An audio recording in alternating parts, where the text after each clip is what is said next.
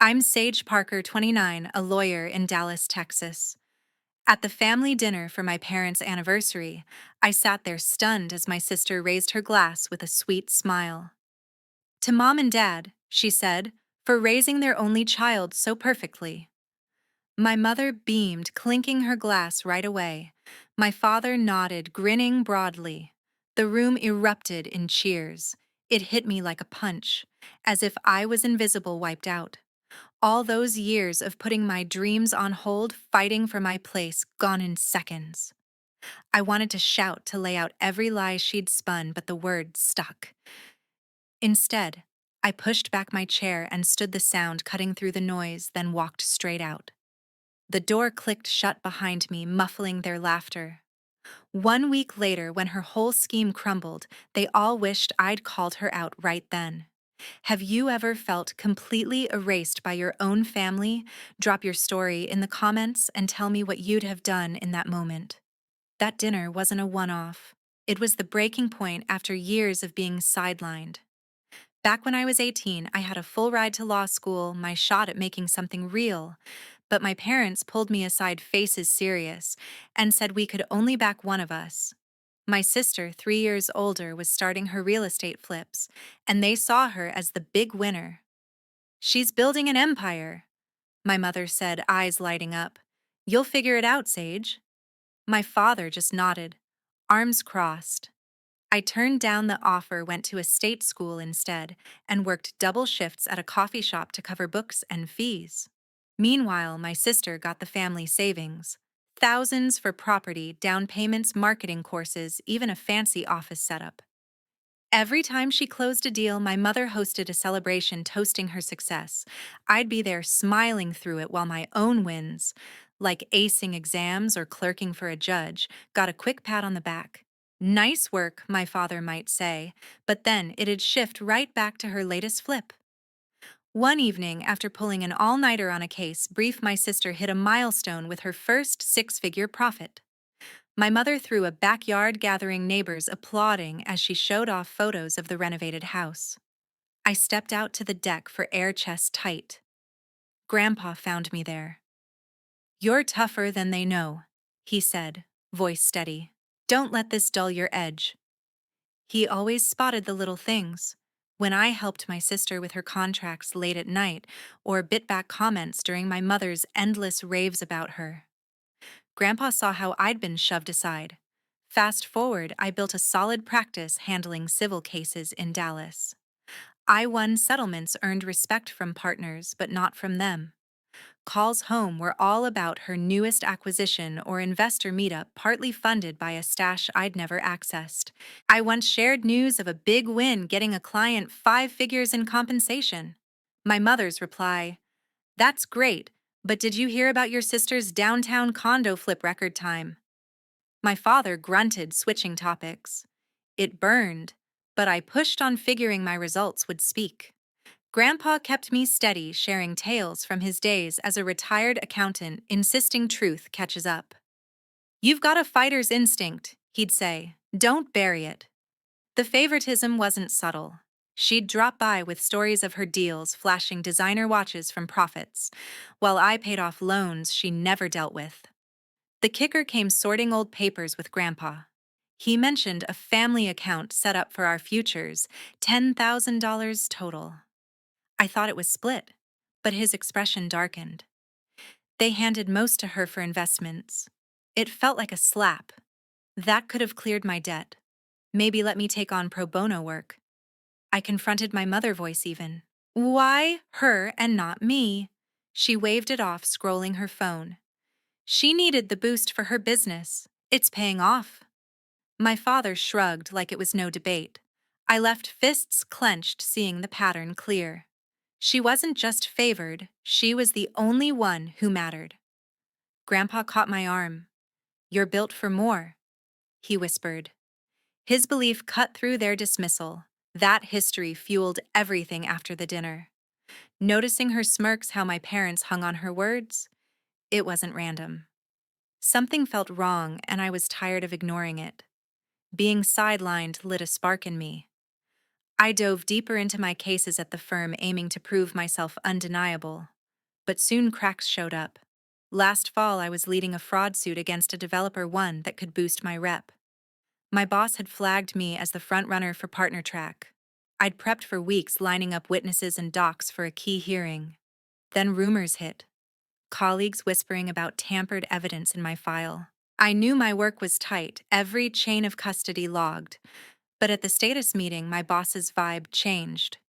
"We need solid reliability here," she said, glancing away. The case got reassigned to a junior associate. I stormed out face hot, wondering who started the buzz. A few days later, another hit. I was co-handling a settlement for a client scammed in a property deal. My partner on it, a senior guy, backed out cold. "Too much risk," he said over the phone. When I pushed, he admitted hearing doubts about my ethics. "Nothing personal, but I can't stake my name." The deal tanked without him, and the blame landed square on me. My sister showed up that night, all fake concern. She'd caught wind through her network. "Ah, sage rough break," she said, patting my shoulder. "Hang in there." Her hug felt stiff, her grin too sharp. I shrugged her off, stomach churning. Why did she always pop up right after my flops? She suggested drinks to vent, but I passed. Her tone rang empty. It nagged at me like she thrived on my stumbles. The hits kept coming. Clients started bailing on smaller matters, citing lost confidence. I'd hear office chatter about my supposed slips. I double-checked my logs, spotless. One day, I overheard two paralegals in the hall. "Sage is dropping the ball," one muttered. "That fraud case messy." I cornered them. "Proof." They backed off, claiming it was just talk.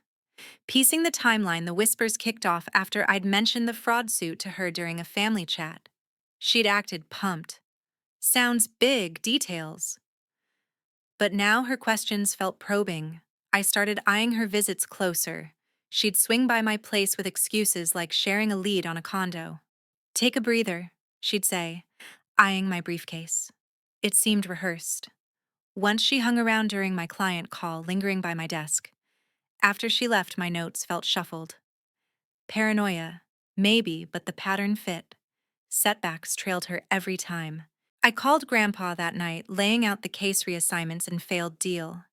He listened quiet. "Smells like sabotage," he said low. He didn't name names, but his pause said enough. The doubts weren't coincidence. Her face kept flashing, those calculated smiles. I wasn't slipping. I was being pushed, and I refused to fall quietly. My gut said dig more. One evening, at her condo dropping off files she'd borrowed for advice, I heard her on a call. Door cracked, her voice sharp. "Sage poses no issue," she smirked. "I've kept her in check. Career in free fall, and our folks barely blink." Heart racing, I edged closer. She chuckled cold. "All under control." I slipped away, unseen, her words searing. She wasn't just writing favoritism. She was engineering my fails to safeguard hers. Next morning, I headed to Grandpa's. He sat in his den, papers scattered. I spilled about the overheard chat, hands shaking. He nodded slow. "Time you knew this."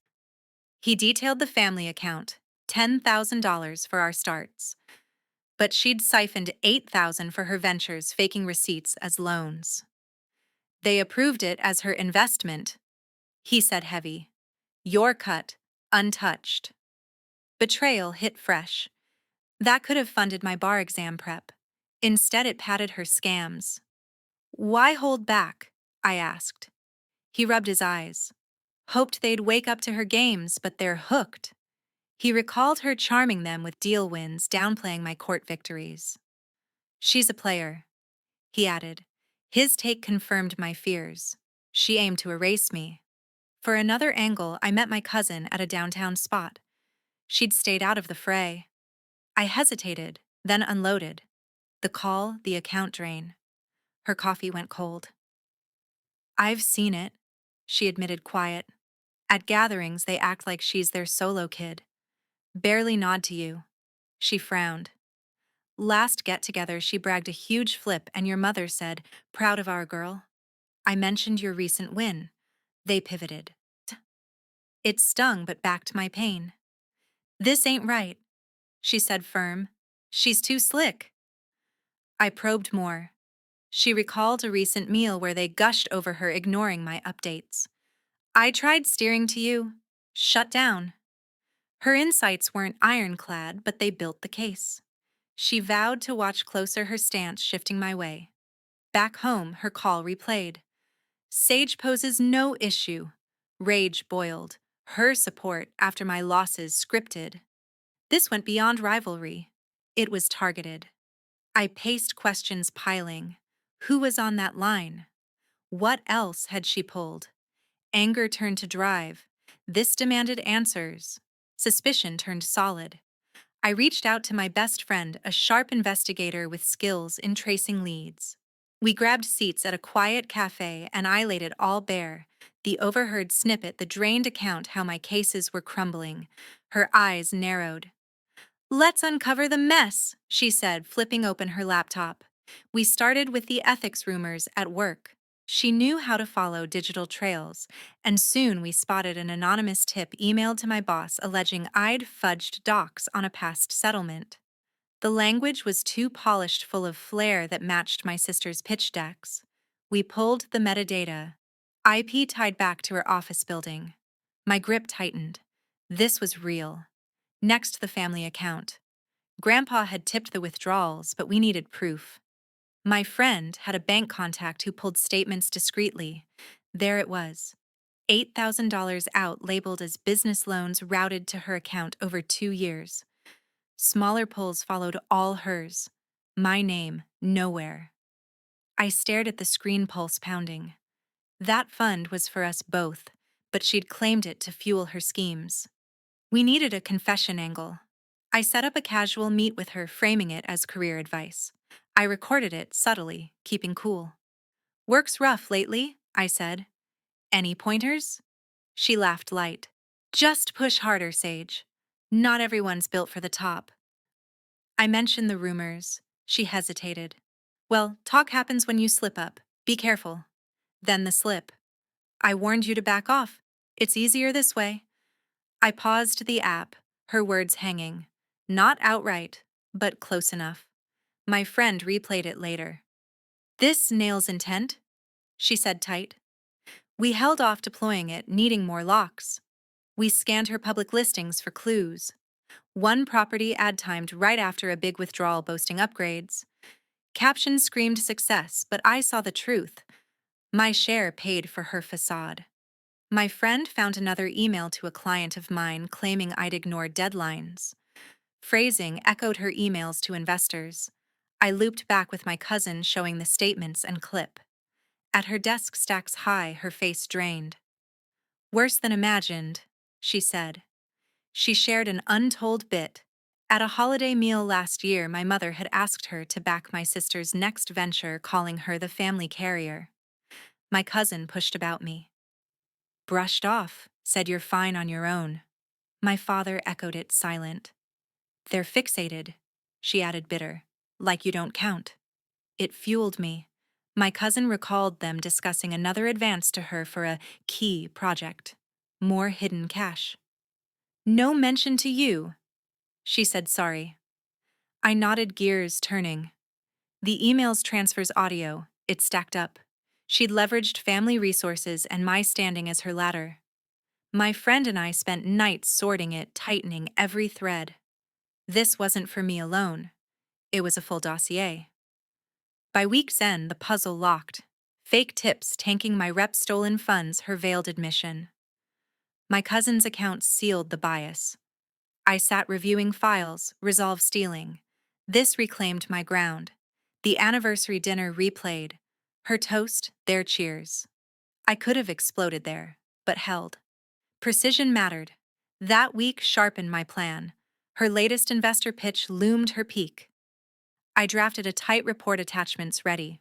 My friend compiled recipients. Family, her backers. My firm leads, even that senior partner. Timing hit perfect. I wanted her to crash at her height, Her pitch day arrived. I hit send on the report pulse steady. It went to my parents, grandpa, my cousin, her top investors, my firm's partners, and that senior guy who'd bailed. No drama, just facts. The fake emails, bank transfers, her recorded warning. Evidence did the talking. Replies flooded in fast. My cousin texted, "Bold move, standing with you." The senior partner called, voice stunned. "Had no clue, Sage. My bad for doubting." He offered to revive our scammed client deal. Small win, but it landed. Her world cracked wide. Investors pulled out, citing trust breaks. Her listings tanked, buyers ghosting. Social feeds flipped, comments ripping her schemes. She posted a shaky clip denying it all, but followers ditched by thousands. Damage stuck. My mother rang, voice cracking. "How could you ruin your sister like this?" I kept even. "Just shared facts, Mom." My father tried next, gruff. "You've wrecked everything." I ended the call, hands firm. They'd backed her blind. Truth overrode their spin. Grandpa messaged simple, "Proud kid." Her texts hit next, rage mixed with pleas. "You're jealous, Sage, always chased my spot." I ignored them. Her games built her house. Facts tore it down. My cousin stopped by, face set. "Your parents are spinning it as your tantrum," she said, "but I've shown the files around. Truth's winning." The senior partner emailed too, apologizing for the ethics pullout. "Let's team on that fraud suit, your lead." Allies grew where doubt once sat, but I needed iron justice. Next day, I hired counsel and filed suit against her. Defamation from the emails, theft of the $8,000. Courtroom hummed quiet as my lawyer laid it out. She sat opposite, jaw-locked, usual poise gone. My parents watched, eyes flicking between us. I held steady. Judge reviewed the bundle. IP traces, statements, audio. Clear pattern of interference, a client. She ruled. Awarded me $8,000 damages plus court costs. Gavel dropped. Her face went white.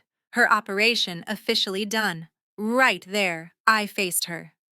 "You thought you could bury me," I said, clear voice cutting the room. "But I'm the one holding the shovel now." Gasps rippled. She sputtered. "This is insane." My mother gasped. "Sage?" My father stared silent. Investors in back nodded slow. That line hung, pure gut punch. She lunged, verbal. "You'll regret this." But security edged her back. My lawyer clapped my shoulder. "Clean win." Outside flashes hit. Local press sniffing fraud ties. Her name smeared headlines. My parents trailed out, my mother whispering to my father. They avoided my gaze. That moment sealed it. No more shadows. Her empire of cons collapsed under weight. My firm buzzed. Partners circling for my next case. The senior guy pitched joint strategy over lunch.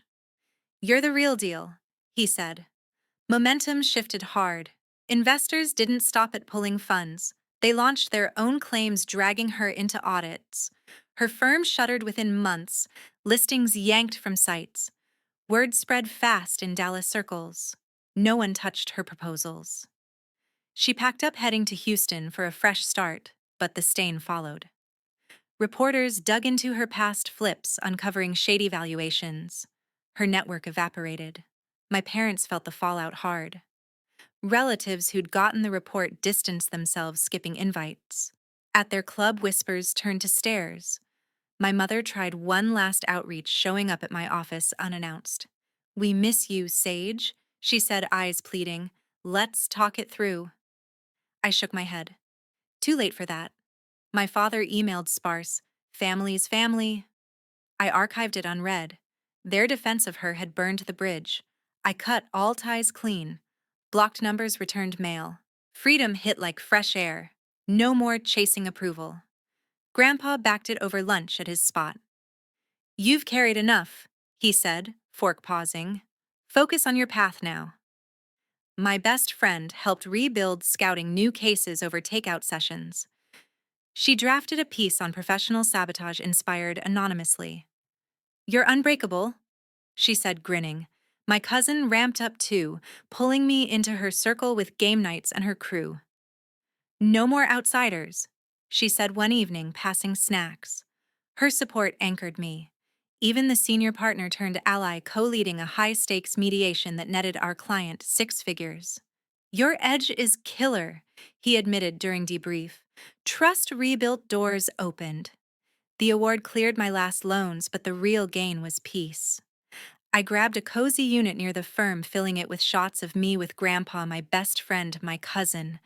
Reminders of chosen bonds. Years of dimming for them over.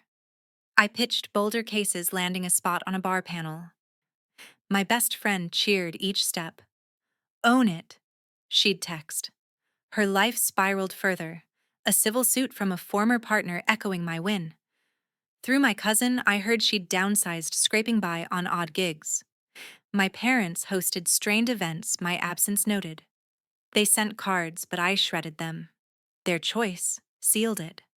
Grandpa shared wisdom during walks. Blood doesn't bind. Loyalty does. His steady hand guided me forward. The senior partner invited me to mentor juniors, solidifying my role. Cases piled up, wins stacking. My best friend and I planned a trip. First real break in years. You earned this, she said. Cutting them loose wasn't cold, it was survival. Their favoritism poisoned everything. Now unweighted, I thrived. That report didn't just expose, it liberated. They clung to her illusion. I built reality. Hindsight, they'd rewrite that toast. But my move, permanent shift. Momentum carried me further. I took the bar panel role, speaking on ethics and fraud cases to packed rooms. Crowds nodded at my points, drawn by the real stakes. My best friend tagged along to one snapping pics. You're lighting it up, she whispered during Q&A. Questions poured in. How I spotted interference rebuilt trust. Each answer sharpened my edge. The senior partner pushed for more, co-authoring an article on sabotage tactics for a legal journal. Your story's gold, he said over coffee revisions. It published wide citations rolling. Firms reached out offering guest spots. My docket swelled with referrals, clients seeking fighters like me. Grandpa beamed at our next meetup. Knew you'd soar, he said, clinking mugs. My cousin's kids drew me cards after her stories, one saying, Super Lawyer Aunt. Bonds like that fueled late nights. My best friend and I hit that trip. Beach drives in a sedan, no agendas. This is us now, she laughed, wind whipping. One morning, a new client walked in. Mr. Fujita, a developer hit by a scam mirroring hers. Heard your win, he said, direct. Need someone who gets betrayal. We dove in, uncovering forged contracts tied to her old network. Midway, the detective I'd tapped before called. Found more. Emails linking her to his loss. Detective Serrano's trace sealed fresh evidence. We built the case fast. Court reconvened months later, her name dragged back in as co-conspirator. She testified, shaky, dodging my stare. Judge hit hard. Fined her another $5,000, ordered restitution. Pattern of deceit ends here, he stated. Mr. Fujita shook my hand outside. You saved my business. His gratitude hit deep. Justice rippled beyond me. My parents caught wind through news clips. My mother mailed a letter. Seeing you on TV hurts. I read it once, then filed away. My father called from a blocked line somehow. Proud despite it all. Silence was my reply. Grandpa advised soft, let actions speak. Their regret, too distant now. Her final blow came via public record. Bankruptcy filing, assets seized. Houston gig fell through. She bounced between temp roles. My cousin updated quiet. She's alone now. No sympathy stirred. Choices made her bed. Reflecting clear, I see the hard truth. Family isn't blood. It's who fights for you when lies fly. Don't let betrayal chain you. Expose it, claim your ground. If someone's dimming your light to shine theirs, cut the cord. Stand tall. Voice steady. Truth always cuts deeper than silence. I've walked from a circle that erased me, built one that lifts me, Grandpa's wisdom, my best friend's fire, my cousin's warmth, allies like the detective and Mr. Fujita. They're my real home, and I'm thriving. Thanks for sticking through my story, everyone. If it hit home, smash that subscribe for more Real Talk wins and drop in comments. What's your family betrayal and how'd you fight back? Let's lift each other up.